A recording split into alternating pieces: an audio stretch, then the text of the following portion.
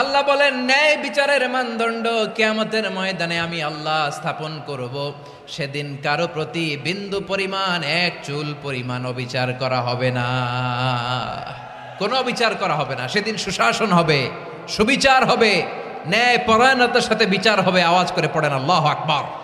মাঝে মধ্যে একটু বালিশের সঙ্গে মাথা লাগাইয়া একটু চিন্তা করবেন আল্লাহর নিয়ামতের উপরে। এই মালিক বলেন, বান্দা তুই একটু চিন্তা করে দেখ, আমি আল্লাহ তোরে সম্মান আর মর্যাদা কত দিছি। বান্দারে, তোর সম্মানের চেয়ে বেশি কারণ না, আমি আল্লাহ ফেরেশতার এত সম্মান দেই নাই। ফেরেশতা নূর দিয়া বানাইছি, ফেরেশতার জন্য জান্নাত বানাই নাই। মানুষ, তোর জন্য জান্নাত বানাইছি, ফেরেশতার জন্য জান্নাত বানাই নাই। তোরে সুন্দর করে বানাইছি, কোরআনে বলছি, ফেরেশতারে বানাইয়া কোরআনে বলি নাই। এত সম্মান, এত মর্যাদা আর এত নিয়ামত আমি আল্লাহ তোরে দিলাম। দুইটা চক্ষু দিলাম, এত পাওয়ারফুল চক্ষু যে তাকানোর সাথে সাথে সাত আসমান, একেবারে 500 বছরের রাস্তা আমরা দেখতে পারি। সুবহানাল্লাহ।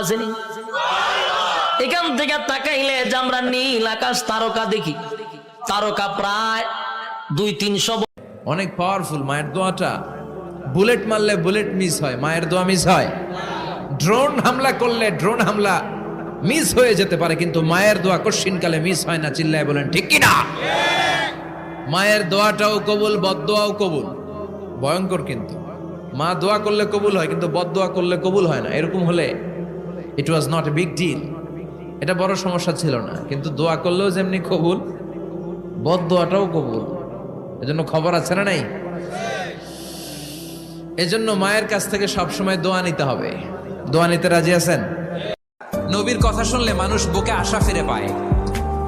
আমার নবী কাউকে হতাশ করেন না। হতাশা বিশ্বনবী ডিকশনারিতে নাই। আশা পাবেন, ভালোবাসা পাবেন, কারণ তিনি এমন সত্তা, এমন পার্সোনালিটি, তার কথা শুনলে হৃদয় নরম হয়ে যায়। মনে হয় হৃদয় খুলে তারে দিয়ে দেই, সব কথা যেন তারে বলা যায়। আওয়াজ করে বলেন ঠিক কিনা?